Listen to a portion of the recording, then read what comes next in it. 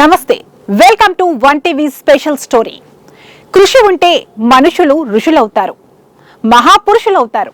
ఓ సినీ కవి సినిమా కోసం రాసిన పాట, కానీ ఎందరో దీనిని స్ఫూర్తిగా తీసుకుని జీవితంలో అంచెలంచెలుగా ఎదిగి ఉన్నత శిఖరాలను అందుకున్నారు. మట్టిలో మెరిసిన మాణిక్యాల్లా నేటి తరానికి ఇన్స్పిరేషన్గా నిలిచారు.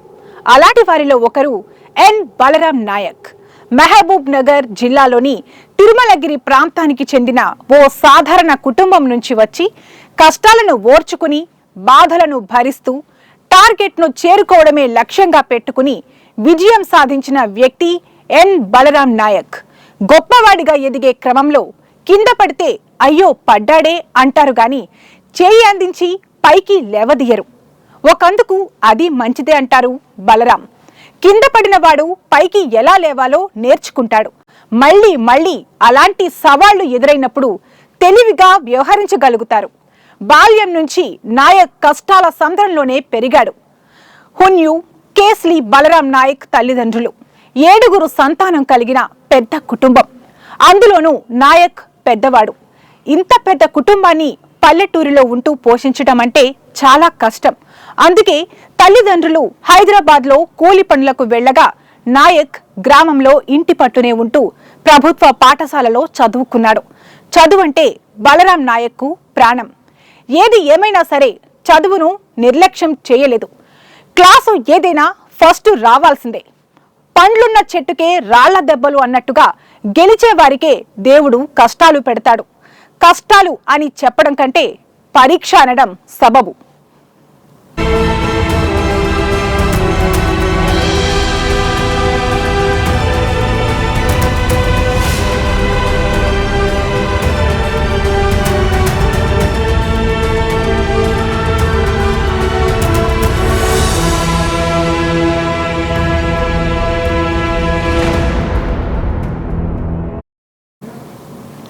ఒకవైపు చదువుకుంటూని మరోవైపు గ్రామంలో చిన్న చితక కూలి పనులకు వెళ్లేవాడు బలరాం నాయక్. పని చేస్తూ చదువుకోవడం వల్ల చదువు విలువ, జీవితం విలువ తెలిసి వచ్చింది. తన జీవితాన్ని ఉన్నతంగా తీర్చిదిద్దుకోవాలనే సంకల్పం ఆనాడే కలిగింది.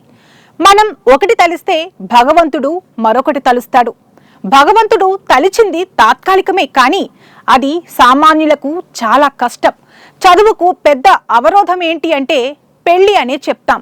10వ తరగతి వరకు అద్భుతంగా చదివి ఇంటర్లో జాయిన్ అయిన బలరాం నాయక్కు తల్లిదండ్రులు పట్టుబట్టి వివాహం చేశారు. ఈ వివాహం కూడా ఆయన జీవితానికి మలుపే. రాయిని ఎంతో సానబడితే గాని వజ్రంగా మారదు. మనిషి కూడా అంతే. అవరోధాలే విజయానికి సోపానాలు. వివాహం తర్వాత ఆర్థిక పరిస్థితులు మరింత దిగజారాయి. రోజు గడవడమే కష్టంగా మారింది. దిక్కుతోచని స్థితిలో చదువు మధ్యలోనే ఆగిపోయింది. కుటుంబ పోషణ బాధ్యతలు తలపై పడ్డాయి.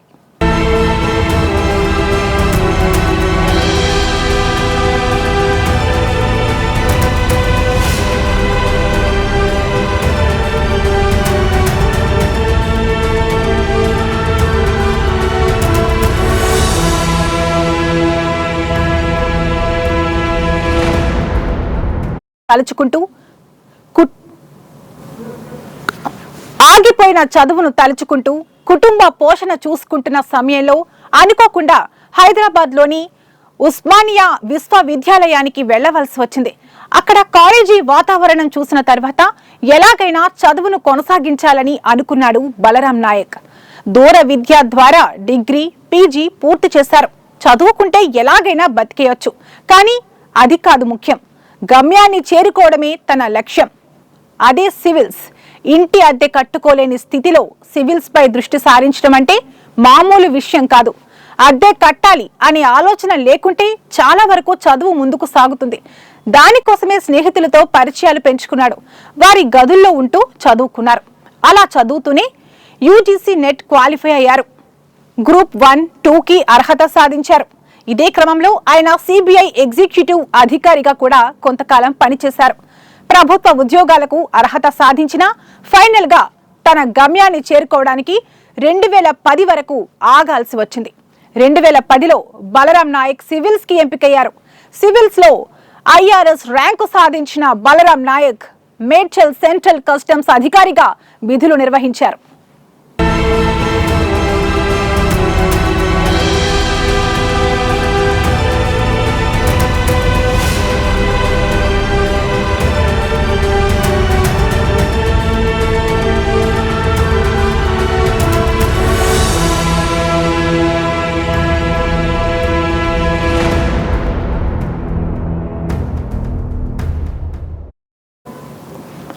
ఈ క్రమంలోనే కొంతకాలం ముంబై డిప్యూటీ కమిషనర్ గా విధులు నిర్వహించే అవకాశం లభించింది. కష్టపడి పైకి వచ్చిన వ్యక్తి ఎవరికీ భయపడ్డడు, దేనికి లొంగడు. దీన్ని బలరాం నాయక్ నిజం చేశాడు. డిప్యూటీ కమిషనర్ గా పనిచేస్తున్న సమయంలో పెద్ద పెద్ద కంపెనీలకు చుక్కలు చూపించాడు.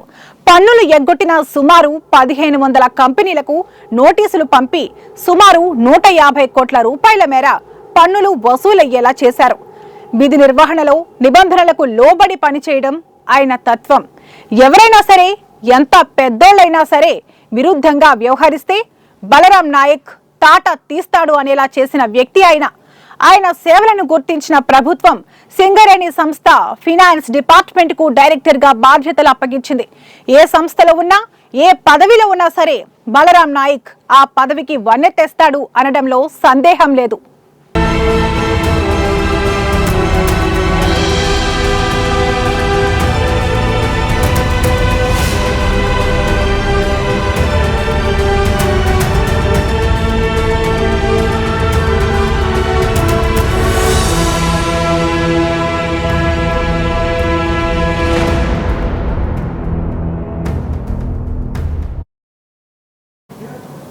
ఇది ఇవాల్టి స్పెషల్ స్టోరీ. మరో ఇంట్రెస్టింగ్ టాపిక్ తో మళ్ళీ కలుద్దాం. చూస్తూనే ఉండండి 1TV న్యూస్, ప్రతిక్షణం ప్రజల పక్షం.